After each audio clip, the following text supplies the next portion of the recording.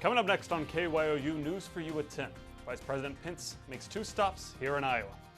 We're going to continue to track below average temperatures through the weekend. An update on your forecast coming up. Plus, Ottumwa High's homecoming pranks go a little too far. These stories and more as KYOU News for You at 10 starts right now. Live from Ottumwa, the news that's important to you. This is KYOU News for You at 10. Good evening. I'm Eric Monaghan. Vice President Mike Pence made 2 stops in Iowa earlier today, toting a message of re-election to one crowd and a message of faith to another. The Make America Great Again event in Carter Lake is the first of 2 rallies he held here. Vice President Pence highlighted the victories of the administration and pledged a job comeback is on the horizon. He then moved deeper into the state to Des Moines to an event called Faith and Leadership, the Need for a Revival. At both events he discussed last Tuesday's debate. I don't know if y'all had a chance to see that debate night before last. I'll tell you what, if you ever doubted that we had a fighter in the White House, you don't doubt it anymore. President Donald Trump took our case to the American people, and he took the fight to Joe Biden. Vice President Pence will have a debate himself against Vice Presidential candidate Kamala Harris, scheduled for next week in Salt Lake City, Utah. And we'll have updates on President Trump and his opponent, Joe Biden, later on in the show. But tonight, emergency crews responded to a rollover accident near Ottumwa Airport. Officials say there were 2 people inside the vehicle at the time of this crash in the 14,000 block of Airport Road. The car appeared to veer off the road before rolling into a cornfield. One of the passengers was taken by ambulance to a hospital, while the other was medevaced to another. No word yet on either of their conditions. And a long-standing Ottumwa tradition quickly took a turn during Wednesday night's homecoming festivities at Ottumwa High School. KYOU's Shelby Slaughter spoke with those who were affected by the violence. Many of you probably woke up Thursday morning to parts of your neighborhood covered in toilet paper. Some might laugh it off as a silly prank, but for others, it wasn't so funny. For one local disabled veteran, this prank lasted through the night. We are not identifying our veteran because he asked us not to, but he was willing to share what he went through as a group of teenagers came through his neighborhood and, in his words, targeted his house several times. Well, last night it started with just toilet paper, and then I came out and see marking on some of my cars, and that's where it turns criminals, when you start destroying property. And the next thing you know, I was being bombarded, throwing toilet paper rolls at me, hitting me, and a half a bottle of water bottle. It was up in my yard. Do you think that would make someone feel threatened? You know, when kids don't think, it can lead to really tragic things. Now, this veteran wasn't the only victim in Wednesday night's homecoming pranks. Others have reported getting egged and even having their headlights busted. Police reports have been made, and police are working with the school to find answers. As for our veteran, he says he plans to press charges. In Ottumwa, Shelby Slaughter, KYOU News for You. KYOU reached out to the Ottumwa High School regarding Wednesday night's events, and they sent over this statement, saying students have been involved in a variety of activities throughout the week that promote school spirit. That will culminate with the crowning of a king and queen during Friday's football game. We appreciate the ongoing support of the Ottumwa community, and will continue to encourage our students to make the right choices in all of their activities. And Ottumwa wasn't the only town to experience damage. Oskaloosa had reports of vandalism as well Wednesday night. According to a statement released by the Oskaloosa Police Department, police were called an hour after someone spray painted a vehicle at 11:57 p.m. and throughout the next day more than 30 spray paint incidents were located. The cost of total repairs is over $10,000. And today charges were filed against 20-year-old Nadia Hatfield for trespassing and criminal mischief in the first degree, and 19-year-old Patrick Strang for trespassing and criminal mischief in the first degree as well. And we've had a chilly couple of days as cloud moved in late in this afternoon. Here's a live look now on our Ottumwa City cam. And now, meteorologist Kelly Pluschel with your first alert forecast. After a few light showers passed through the area earlier today, it looks like we're going to be staying dry throughout the overnight hours. Pinpoint Futurecast starting at 11 o'clock. We're going to keep those northwest winds throughout the overnight hours. They will be lighter between 5 and 10 miles per hour. Expect partly cloudy skies overnight and really throughout the day on your Friday as well. A mix of sun and clouds throughout the day, but it is going to be a chilly end to the weekend and start to the weekend as we head towards the next couple of days. Pinpoint Futurecast as far as temperatures later tonight into the mid to upper 40s across the area. Low 40s up to our north and west. We're going to continue to see that cold air really impacting us over the next 48 hours to 72 hours. Temperatures overnight 45 degrees at midnight, 42 at 3 a.m., dropping into the upper 30s as we head towards tomorrow morning. You're going to want to keep that jacket handy all day. 43 degrees at 9 and 52 degrees by noon. Partly cloudy skies expected again at tomorrow. We've got to look at what you can expect for those high temperatures all the way through the weekend and when our next best chance of rain is coming up in just a few minutes. And the Wapello County Board of Supervisors voted to approve a test Iowa clinic for the area. KYOU's James Berrickman went to their meeting to find out how you can get tested. All those in favor? Aye. Aye. Opposed? It is approved. On Thursday, with Wapello County seeing a surge in COVID-19 cases, the Board of Supervisors voting to approve a Test Iowa clinic. The goal is still the same, to keep pressure off of our local clinics and hospital. One of the things that happens is if people can't get access and they really have issues, they flood the emergency department. We still need the emergency department to handle acute critical cases. The county had a similar issue earlier in the pandemic, a rise in COVID patients potentially filling local hospital beds. This led to a Test Iowa site going up for about 6 weeks at Beach Ottumwa and then Evans Middle School. We learned a lot. We learned a great deal. So we take those lessons and we kind of match it up with what need remains, and then look at the winter season coming up and go, okay, there's a new way to do this. There's a new model. The county is hiring 2 nurses from out of town to operate the facility. The clinic is being paid for largely by CARES Act funds. We don't have staffing locally, so that's why we're contracting. And in order to pay for that, we're leveraging our CARES dollars to do it. And that's perfectly acceptable, and that's what it's for. The new clinic will operate similarly to the old sites. After filling out the COVID-19 assessment at testiowa.com, you will visit the clinic at your scheduled appointment time. The county hopes to have the clinic up and running by October 14th. I'm James Berrickman. KYOU News for You. And the clinic will be located at the 1200 block of North Jefferson Street, right here in Ottumwa. And the University of Iowa will be searching for a new president. Bruce Harold announced plans to retire after the school board finds his successor. Harold, a former corporate executive and Harvard Business School instructor, has led the school since 2015. Harold says he was asked by the Iowa Board of Regents to begin the search for his replacement, but he'll stay on until his successor begins. And coming up, the 3rd anniversary of the devastating Las Vegas shooting. Now the city and state are paying tribute. You're watching KYOU News for You at 10. Live from Ottumwa, you're watching News for You at 10. Available anytime on KYOUtv.com. Welcome back. I'm Eric Monaghan. Today marks 3 years since the deadly Las Vegas Harvest Festival shooting, and the city holding a sunrise ceremony to mourn those lost in the violence. Clark County Sheriff Joe Lombardo told the small crowd the death toll from the shooting has been increased from 58 to 60. 2 additional people have died from injuries suffered when a gunman opened fire on a music festival crowd 3 years ago, October 1st, 2017. Governor Steve Sisolak says memories from that day will remain fresh. To the families, you suffered a loss I cannot begin to imagine. Know that you are not alone. Our hearts and our prayers are with you every single day for the losses that you suffered. And this Las Vegas shooting is considered among the deadliest in U.S. history. More than 850 people were hurt when a single gunman opened fire from an open window at the Mandalay Bay Resort and Casino. Despite extensive investigating, a motive for the attack still remains unclear. And the debates last Tuesday were filled with insults and interruptions from both President Trump and Joe Biden. The group in charge of the debates is vowing change. But the president says he likes the rules the way they are. We have Kamala Bernal at the White House to explain. In the aftermath of the first presidential debate, President Trump is declaring victory. The verdict is in, and they say that we, all of us, one big...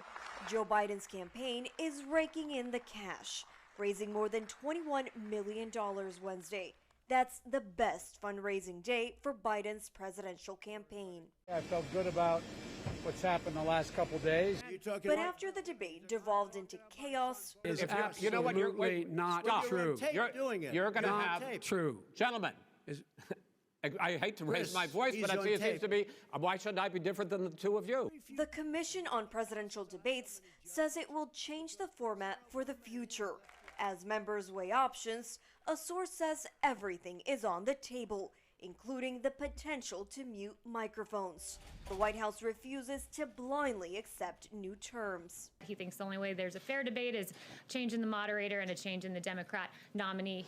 While the president predicts Biden will not want to meet again. You know, Biden lost badly when his supporters are saying he should cancel the rest of the debates. Now I understand he's canceling the debates. Let's see what happens. Biden's campaign says he has no intention of canceling.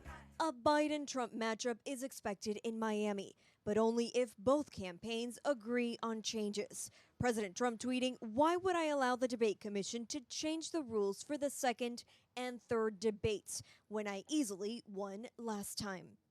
At the White House, I'm Camila Bernal. And we've just received word that one of President Trump's closest aides has tested positive for the coronavirus. Hope Hicks has reportedly been experiencing symptoms of the virus. She traveled with the president to his debate with Joe Biden on Tuesday and to a rally in Minnesota the next day. Hicks is the latest person in Trump's circles to contract the virus. National Security Advisor Robert O'Brien has recovered from it. There's no indication that the president has contracted the virus. Although of those in his orbit that have contracted the disease, reports claim few have spent as much time with the president as Hicks. And President Trump's nominee to the Supreme Court, Amy Coney Barrett, today met with Senator Joni Ernst. Barrett is planned to replace the late Ruth Bader Ginsburg, who was buried Tuesday at Arlington Cemetery. President Trump announced his nominee last Saturday, with a fairly partisan split between Senate Republicans who are rushing to approve Barrett and Senate Democrats calling on the lateness of the nomination a little more than a month before a presidential election. Senator Ernst has been in favor of moving forward and vetting Barrett for the position. And today, Ernst called to mind Barrett's qualifications and personal life. I am truly excited about the opportunity to have this nominee in front of the Judiciary Committee. She has extraordinary qualifications. You are a mother, and I have a very wonderful young daughter as well, and I appreciate the example that you are setting for so many young women across this nation. The Senate Judiciary Committee is slated to begin hearings on October 12th with a vote on the nomination on the 22nd. And COVID-19 is keeping families away from the doctor. And that means kids aren't getting their routine vaccines. KYOU's Washington Bureau Chief, Jacqueline Policastro, tells us what pediatricians are doing to get their patients back into the office and what's happening when they get there. As the country waits for a coronavirus vaccine, doctors are warning that children are falling behind on their routine vaccinations.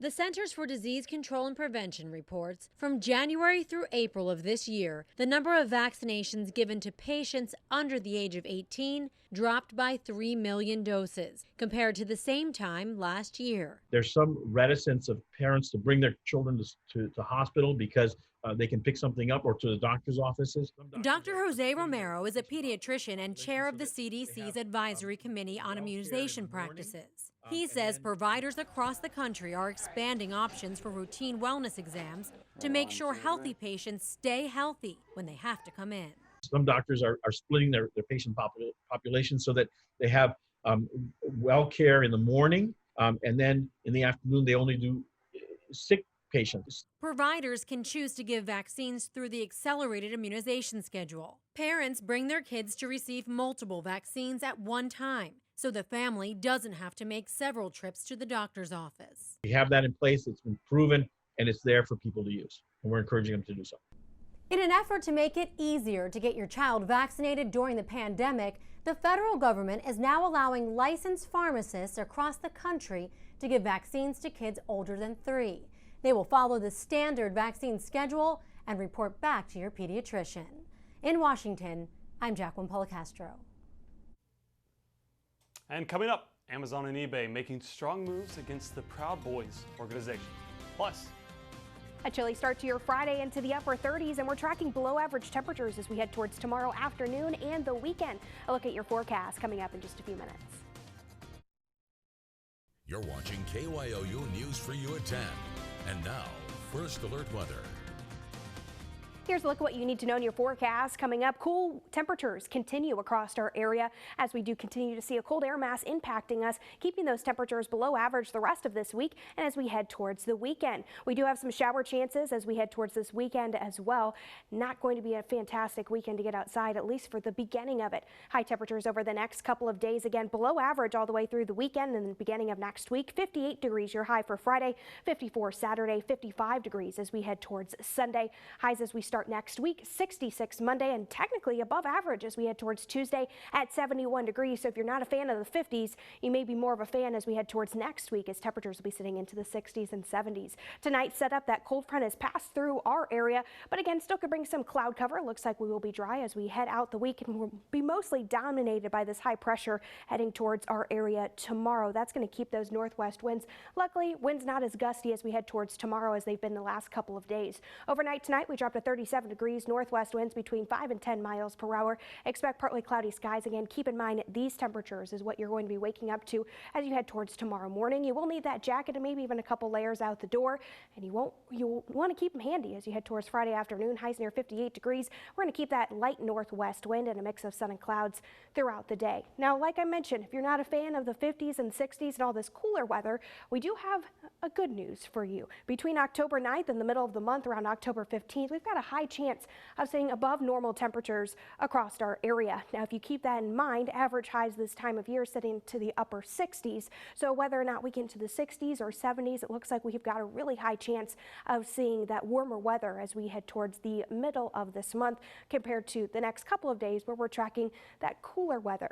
Here's a look at your precipitation outlook for that same time period where we've got a high chance of seeing drier weather as well. Our drought monitor today, a huge improvement across many portions of Iowa today, but we are going to be keeping a close eye on that as we could be tracking another dry stretch of weather as we head towards the middle of this month, and something to keep a close eye on. October can bring a lot of firsts though, like the first frost, first highs in the 40s, but we're not going to be tracking any of that cool weather over the next 7 days. 58 degrees your high tomorrow. 54 degrees as we start the weekend.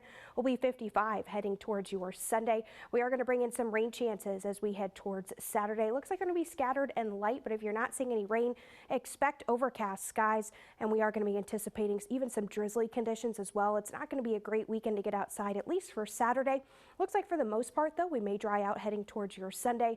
Highs near 55 degrees. The potential for frost exists heading towards Sunday night and into Monday as temperatures drop to around 35. Depending on how much cloud cover we have though, that could impact those temperatures, but our warm up continues as we head towards next week. It looks like again high pressure going to dominate. We're going to stay dry and sunny as we head towards next week. 66 degrees Monday, 71 degrees Tuesday, low 70s continue Wednesday, upper 60s heading towards your Thursday. So a complete 180 from our weather this week. Much warmer, much nicer. Looks like a lot more sunshine, and temperatures overnight going to be ranging from the mid 40s to the mid 50s, so not as cool. The only night you have to worry for the potential for frost comes Sunday night. Back to you. Amazon and eBay plan to remove items associated with Proud Boys from their website. The move comes after President Donald Trump was asked to denounce white supremacy and the group. Instead, the president told the group to, quote, stand back and stand by during the presidential debate last Tuesday.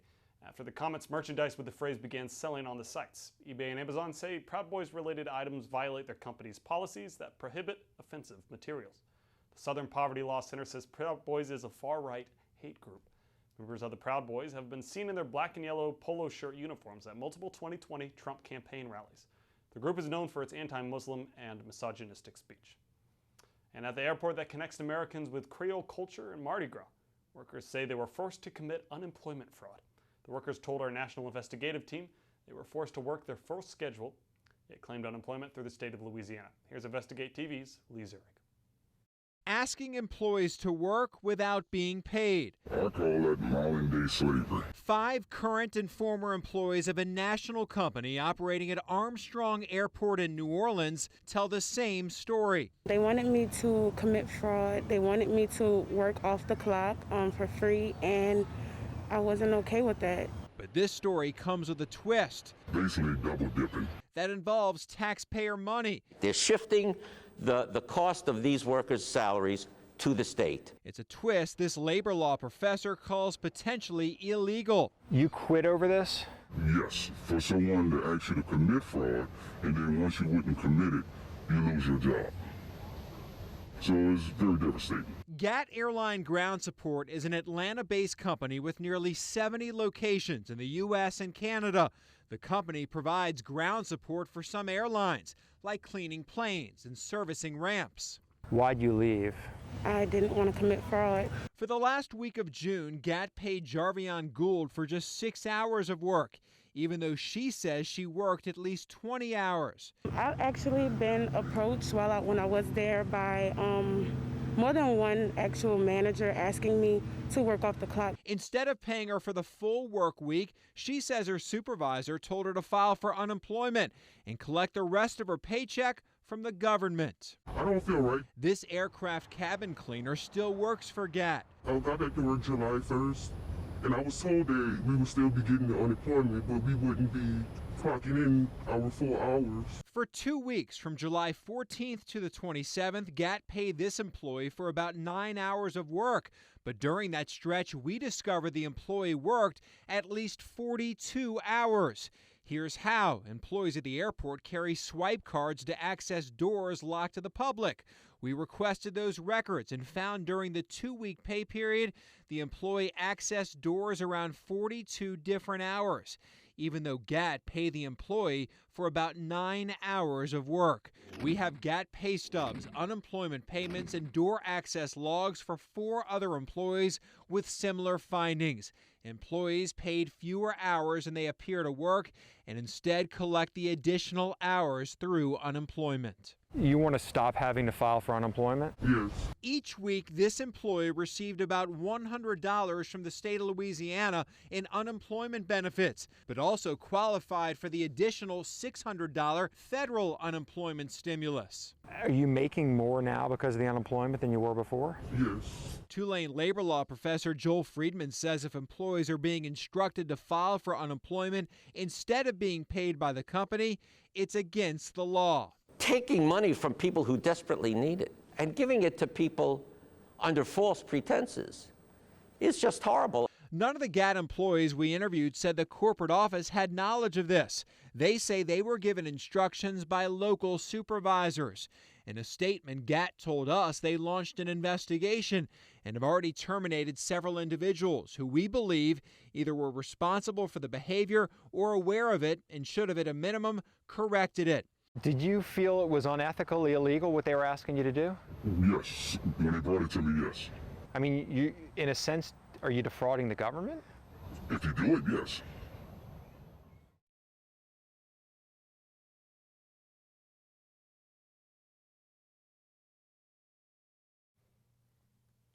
And Walmart is rolling out a new look to super centers all across the country.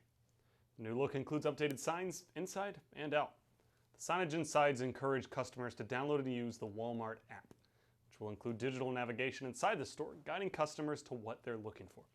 Walmart is also optimizing product layout and focusing on contactless checkout and payment. Select locations will also have scan and go to help customers manage their checkout directly. The new look is coming to over 200 supercenters over the next year with more than 1,000 stores the following year. And coming up, Jets and Broncos coming to the end of a regulation on Thursday Night Football. We have the latest coming up. You're watching KYOU News for You at 10. You're watching KYOU NBC. And now, KYOU Sports for You. Welcome back. We got the Broncos and the Jets for the Meadowlands. A couple of winless teams going at it on Thursday Night Football. Jets head coach Adam Gase reportedly on the hot seat after the 0-3 start. Let's head to East Rutherford for the highlights. We hope. First, no score. Jets opening drive and Sam Darnold playing with a sense of desperation, either for himself or his coach. Either way, it's working. On 3rd and 7, avoids the sack, scrambles, then looks like he's going to go down, doesn't, stays upright, somehow makes his way all the way to the end zone. Touchdown. 7-3 Jets, the Broncos marching. Brett Ripien hangs it up, and his rookie wide receiver Jerry Jeudy goes up and gets it and walks into the end zone. for the score. Touchdown, Broncos, 48 yards on the play. The Broncos lead 10-7. And second quarter still now. Broncos driving. Melvin Gordon up the middle from a yard out. Originally ruled down short of the goal. Was reviewed and overturned. Touchdown Broncos. Denver leads 17-10. And the Jets currently lead by a point with the Broncos in the red zone late in the fourth quarter. And that's all we have for tonight. Thanks so much for joining us for KYOU News for You at 10. We'll see you right back here tomorrow. Until then, for the news and the latest first alert forecast 24 hours a day, like our Facebook page and visit our website, KYOUTV.com. Have a great